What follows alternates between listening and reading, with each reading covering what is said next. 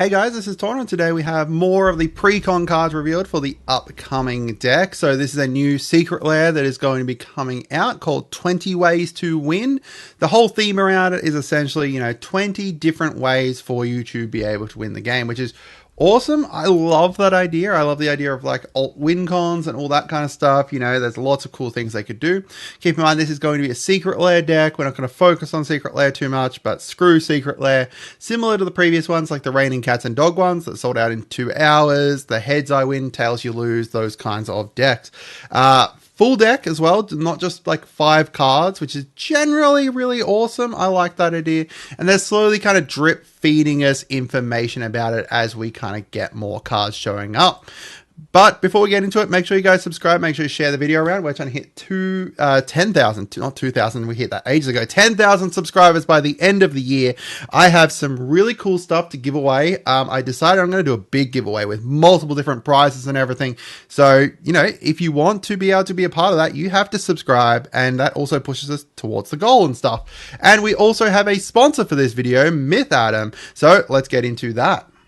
So today's video is sponsored by MythAtom, and they have been nice enough to send me some of their new Bloomburrow pins. It looks like they've kind of just started kind of getting into Magic the Gathering merch and stuff, and they have some amazing new pins for Bloomburrow, some Phyrexia-based stuff, a whole bunch of really nice stuff.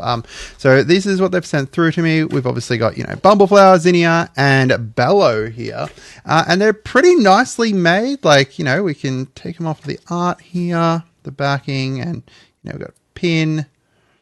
Really, really nice. Get in there and show you guys the details, except it's a little bit blurry today. I really like them. My wife and I have a pin board up there, and all of these are going to go up onto there. They do have all the 4 Bloomburrow commanders. So there's a Hazel one as well. And, we've got like really nice quality pins from them and everything. So let's get back into the video. Alrighty, and thank you again for MythAtom for sending that stuff out to us. So I'll put the link to that down in the comments below. So the commander for it is looking like it's going to be Go Shintai of Life's Origin, all around kind of enchantments and stuff. It looks like, a lot of kind of enchantment stuff and shrines. I do want to make a note because someone pointed out in my previous video, I said about maybe it's going to have a Maskwood Nexus, so that way everything's shrines.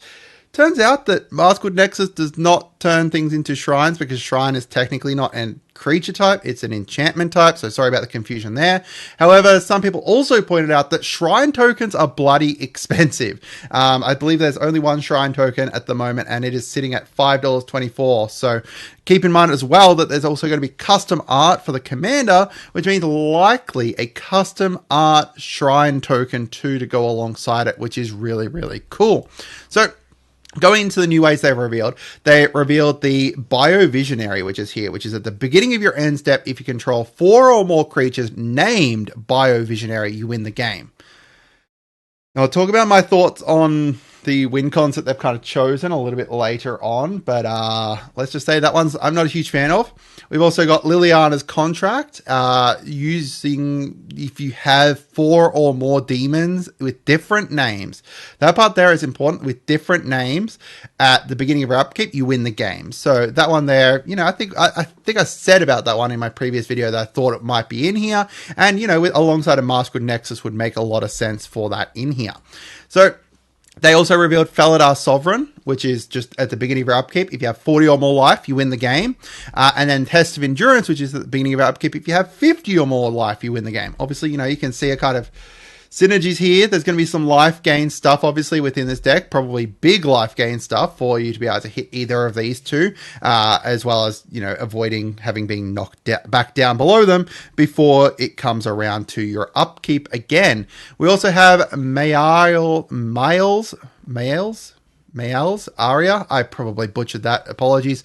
At the beginning of your upkeep, if you put a +1 on each creature you control, if you control a creature with power 5 or greater, then if you control one with 10 or greater, you gain 10 life if you control a creature with 10 or greater power, and then you win the game if you control a creature with power 20 or greater. So this is a really nice scaling kind of one. So, you get the +1s if you've got a big creature, then 10 life if you control a bigger creature, and that again ties into both of these two as well, and then you win the game if you've got that big creature. So you can kind of see as well, you know, you've got some +1s in here, and that kind of leads us into some other win cons that we could potentially see. They've also showed off in the big 20 ways to win thing a whole bunch of different arts. So I'm kind of guessing as to which ones these are. But I think this guy here, the happy little raccoon devouring the food and stuff, it wouldn't surprise me if this was Happily Ever After. And Happily Ever After obviously makes a lot of sense in here. Some people said that, you know, they could be unbanning and then reprinting Coalition Victory in here, but I really doubt that. I think Happily Ever After is just kind of a more fair version of that, so I doubt they kind of reprint it. As well, the fact this was probably in production prior to the RC even moving over to Wizards. We've also got this guy here, Revel in Riches. He was shown off at the Vegas, like the MagicCon Vegas here, so that art there. It honestly would not surprise me if this was Revel in Riches. Like, look at this dude. He's got coins coming around him. He's just reveling in the riches. Anyway, so that would be a great kind of win con. It would not surprise me if that was in here as well. And then our final one here is these little raccoons here kind of carrying the barrels and stuff. I'm not entirely sure which one this was being. I was thinking mechanized production, right? Like, you know, he's kind of doing production-y stuff with the barrels, whether it's beer or whatever he's got in his barrels. Mechanized production, maybe. That kind of ties into the Revel in Riches as well as other win cons like Hellfire Tyrant.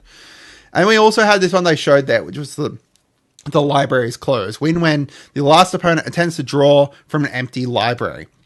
That makes me think we're going to have some mill and stuff in there. They haven't shown exactly what card fits here, or if it's just a card or what. We'll see. So my thoughts so far, I'm kind of worried about it. So far from what they've shown, this kind of feels like when my 5-year-old wants to build a deck, or my 6-year-old, sorry, he's 6 now, wants to build something, and I want every way I can win within it, and not kind of looking at the synergies between them. Now, I could easily be surprised, and I could see that this could be really amazing, but so far the ones they've shown, we've got some kind of minor synergies, like the Felidar and the Mayels and the Test of Endurance or whatever. Those ones kind of synergize well together. But then you can start looking at stuff like Biovisionary and Liliana's Contract, and I'm like, what? Why? As well as, you know, Ghost Shintai, I think can work well as the commander if you've got some kind of self-milling stuff in here to be able to get, like, say, Liliana's into graveyard or something, but we'll have to see. I guess it kind of comes down to we're going to need cloning for Biovisionary, and then we're going to need like a Maskwood Nexus for Liliana, or just straight up like 4+ demons in the deck. So you can't clone those demons either because they need to have different names. So I'm also a bit disappointed that all the new win cons didn't come with new art. Like, if you go back, and I'll show you here, you've got Biovisionary here. It's literally using like the old border, and it's just like the list reprint kind of style. And personally, I kind of wish that all of the alt win cons, given that is like the big draw of the deck, right? Like the whole draw of the deck is meant to be around these alt win cons and everything. I wish they just had new art. And, you know, the Felidar Sovereign looks fucking amazing. I love him. Look at him, how cute he is. Yeah, it's kind of a little bit... Yeah, I'm just a bit disappointed. I could easily be surprised and see, like, later on that the deck is really synergistic and there's things that they're just kind of missing out on by drip feeding us, you know, 2 cards a day or something. But at the moment, I think if this was a precon coming out in like a normal precon, say for whatever sets next, Aether Drift or something, even though, you know, whatever expansion comes out, if this was a normal deck so far for that, I don't think I would be able to suggest this, because I think it would just be a little bit too meh and a little bit too unfocused. But I guess we'll see. I think that's the thing, is that they could easily surprise us in the future. So these are the shoe-ins that I think from now on, like Hellfire Tyrant, I think easily goes in here. In my previous video, some people brought up about Maze's End and me saying about how I don't think Mace's End was good, and I don't think it's going to be in here, and I think that it's a bit meh. I still think that it's a bit meh, but someone also brought up that thinking was kind of before Baldur's Gate kind of came out, and with Baldur's Gate, they kind of brought out a lot of new maze stuff and gate stuff, and gates got hugely better. So, you know, it could easily be that they do that, and then that's kind of like a budget kind of land base that they could do that still works well and stuff. So we'll see.